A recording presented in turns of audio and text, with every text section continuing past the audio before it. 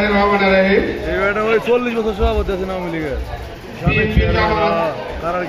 শিবিরের নৈরাজ্যের প্রতিবাদে বিরুদ্ধে আজকে নিকলি উপজেলা আওয়ামী লীগ এবং সকল সহযোগী সংগঠনের উদ্যোগে আজকে এই বিশেষ জরুরি সভা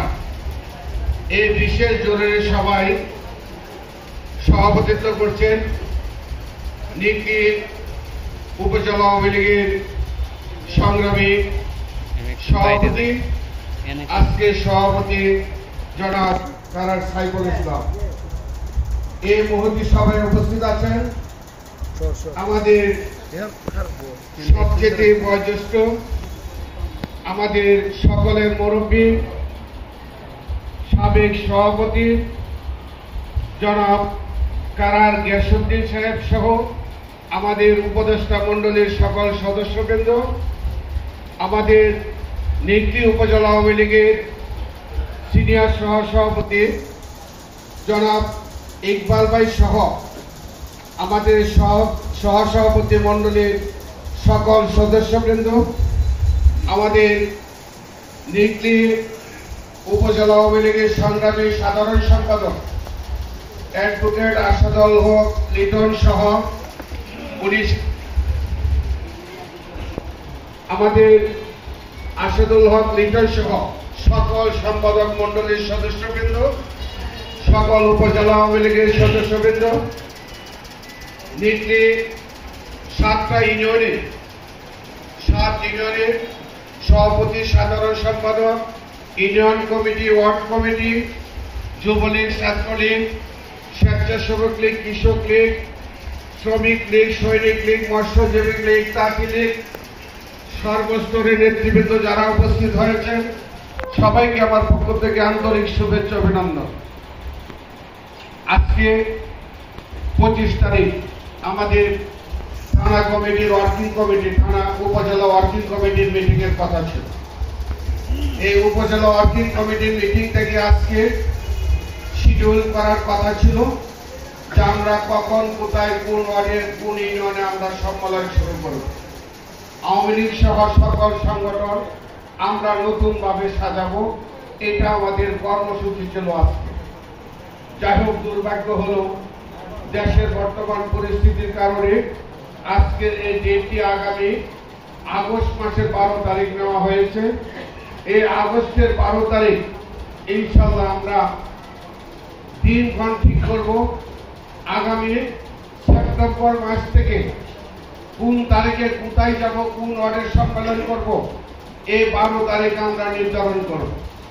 আমার বিশ্বাস আগামী 2-3 মাসের মধ্যে নিকলি উপজেলা ইউনিয়ন আওয়ামী লীগ এবং ওয়ার্ড আওয়ামী লীগ এবং সকল সহযোগী সংগঠনের সম্মেলনগুলো আমরা প্রস্তুত করবো ইনশাআল্লাহ।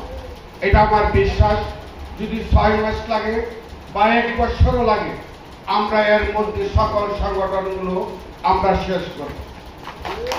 সংগ্রামী ছাত্র বন্ধুরা, আমরা আজকের এই বিশেষ জরুরি সভা, এই বিশেষ জরুরি সভায় আমাদের 2-1টি কথা আমাদের সকলের জানতে হবে। আগে আমরা অনেকে আমরা বুঝে না বুঝে কিন্তু আমরা অনেক সময় অনেক স্রোতের মতো চলে যাই, আমরা না বুঝে অনেক আন্দোলন সংগ্রামে চলে যাই। আজকের যে ছাত্র আন্দোলন, কোটা আন্দোলনটা কি, কয়জন ছাত্র জানে আর কয়জন অভিভাবক জানে? এটা আপনারা সবাই জানেন কিনা আমি জানি। কোটা আন্দোলনটা কি? কোটা আমাদের দেশে যে নিয়োগ হয়, এই নিয়োগের ক্ষেত্রে আমরা পার্বত্য চট্টগ্রাম, আমরা আমাদের জাতির শ্রেষ্ঠ সন্তান মুক্তিযোদ্ধা, আমাদের মুক্তিযোদ্ধাদের ছেলে মেয়ে, আমাদের নারী কোটা, আমাদের প্রতিবন্ধী কোটা, আমাদের হিজড়া 3য় লিঙ্গ হিজড়া কোটা, আমাদের পিছিয়ে পড়া নৌগোষ্ঠী তাদের কোটা, সব মিলে 55% কোটা। এই কোটার বিরুদ্ধে ছাত্ররা আন্দোলন করেছে যে এই কোটাকে সংস্কার করতে হবে, কোটার পার্সেন্টেজ কমে আনতে হবে। এটা ছিল ছাত্রদের মূল দাবি। এই দাবিটা শুরু হয়েছে কখন? আজ থেকে 2018 সালে। আমি এই স্টোরিটা কেন বলছি এটা আপনাদের সকলে মাথায় নিবেন এবং সবাইকে বুঝাইতে হবে, সবাইকে আপনারা বলতে পারবেন।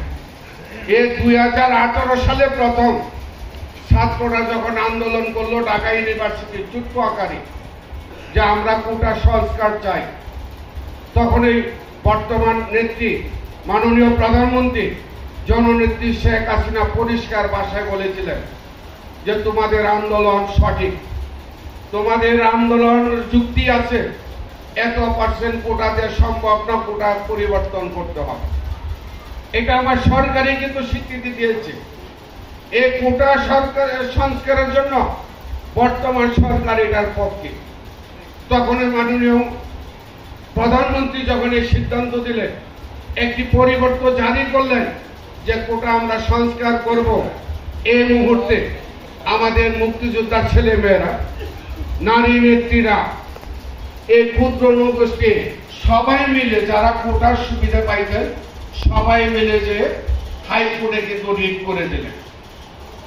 হাইকোর্টে যখন একটি মামলা হয়ে যায় তখন কিন্তু মাননীয় প্রধানমন্ত্রী কিন্তু কিছু করতে পারে না, সরকার কিছুই করতে পারে না।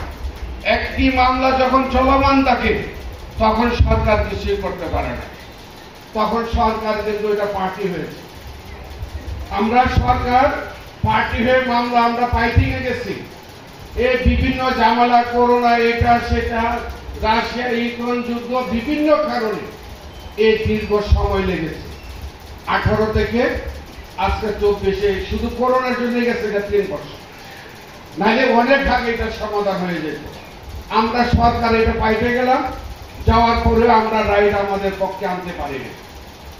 রাইটা চলে গেল, যত পার্সেন্ট কোটা আছে এত পার্সেন্ট কোটা থাকবে। হাইকোর্ট রাইটে দিলেন। হাইকোর্ট রায় দেওয়ার পরে এই ছেলে মেয়েরা নতুন করে আবার রাস্তায় নামলেন যে কোটা আমাদের সংস্কার করতে হবে। এটা কিন্তু আমি যেটুকু জানি, এটা বুঝে না বুঝে আমাদের, আমরা যারা দল করি, আমরা যারা আওয়ামী লীগ, যুবলীগ, ছাত্রলীগ, আমাদের পরিবারের অর্ধেক সদস্য, আমাদের ছেলে মেয়েরা চলে গেছে, না বুঝে চলে গেছে। যখন এই হাইকোর্টের রায় হলো, রায় হওয়ার সঙ্গে সঙ্গে মাননীয় প্রধানমন্ত্রী আমাদের অ্যাটর্নি জেনারেল তাকে নির্দেশ দিলেন